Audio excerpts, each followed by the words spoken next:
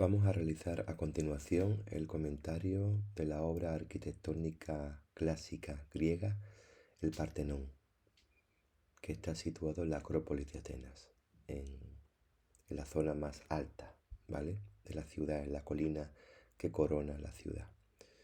Bien, en cuanto a lo primero que tenéis que saber es que el comentario consta siempre de 4 apartados: A, B, C y D.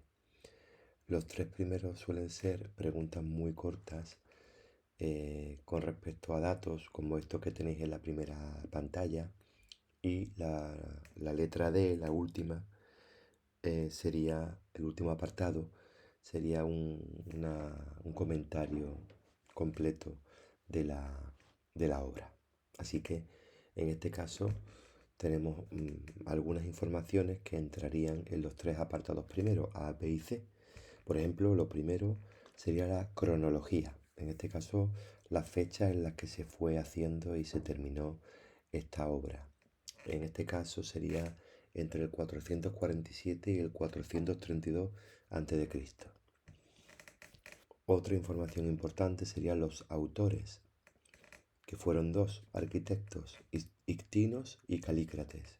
Y después en escultura estuvo Fidias, por tanto serían 3 autores: Ictinos, Calícrates y Fidias. Habría que especificar que los 2 primeros fueron arquitectos y el segundo fue el escultor. El tercero, perdón, fue el escultor.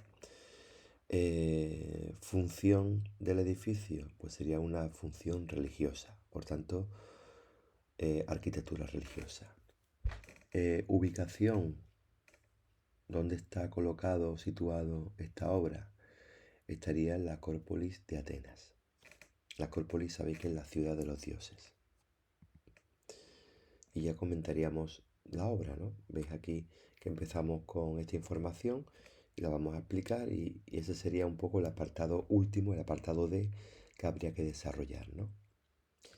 Se repetiría la información de cuándo se hace la obra. Se hace en este caso en la segunda mitad del siglo V y se ponen las fechas. Ubicado en la Acrópolis de Atenas, y junto con otros edificios que veis aquí a la derecha con sus nombres, formaría el Partenón en la Acrópolis un excepcional conjunto arquitectónico, y estaría pues junto al Erechtheion, que estaría en el número 4, ¿vale? Que ese lo hemos visto, el de las Cariátides, ¿os acordáis? El del pórtico de las Cariátides, que está aquí, las columnas que tienen forma de mujer, el Erechtheion, ¿vale? Después el templo de Atenea Nike, que sería el primero, este pequeñito de aquí, ¿vale? Los propilios, que no es un templo, sino sería la entrada al conjunto de la Acrópolis, ¿vale? Y bueno, son los edificios junto con el Partenón, que estaría aquí arriba, el más importante, son los edificios pues que estarían en esta ciudad de los dioses de Atenas. El Partenón formaba parte del proyecto que Pericles tuvo o hizo para embellecer la ciudad de Atenas y mostrar el liderazgo de esa ciudad en comparación con las otras ciudades-estado griegas. Los arquitectos encargados de este proyecto del Partenón fueron Calícrates e Ictinos, y Fidias fue responsable de la supervisión de todas las obras y también de las esculturas del relieve, perdón, de la escultura del Partenón, ya sea relieves y también la figura de la diosa Atenea. La función, perdón, aparte de ser religiosa, ¿vale?, también tenía una función de propaganda política, ¿no? Por tanto, era una función doble. La primera, la de honrar a la diosa Atenea, que era la protectora de la ciudad de Atenas, y como segunda función, la propagandística, la política, sería mostrar el nuevo poder después de haber vencido a los persas. Desde su concepción, desde el momento en que se pensó realizar esta obra, el Partenón debía ser un monumento de gran esplendor, debía ser una síntesis entre la fuerza dórica. Ya sabéis que los dorios eran los primeros que llegaron a la zona y tenían una arquitectura muy robusta. Pues este conjunto, esta obra, tenía que ser una síntesis, una mezcla entre la fuerza dórica y la elegancia jónica, entre la capacidad guerrera y la cultura refinada. Esto explica que sea un templo dórico con muchos elementos jónicos, ¿vale? Nos vamos a encontrar pues doble tipo de capitel, ¿no? Y de orden. Bueno, no me voy a parar en la explicación de las partes del templo, ahí lo tenéis, le podéis dar a la pausa y podéis verlo con tranquilidad, ¿vale? Pero ahí estarían todas las partes del templo, incluso la parte del interior, ¿no? Con la naos en la que podemos ver la habitación de la diosa, Atenea. Aquí veis, bueno, una réplica que ya os dije que hay en Estados Unidos, en Nashville, ¿vale? Una réplica a tamaño real, así era el Partenón, ¿vale? Lo único que quizás le pueda faltar, aparentemente, es algo de policromía, bastante policromía. Aquí tendría las metopas, el fondo de las metopas decorado, pero sí es verdad que no está decorado, no está policromado el resto de zonas, ¿no? Bueno, sería un rectángulo, el Partenón, de 30 metros por 70 metros. La parte lateral 70, la parte frontal y posterior 30 metros de largo.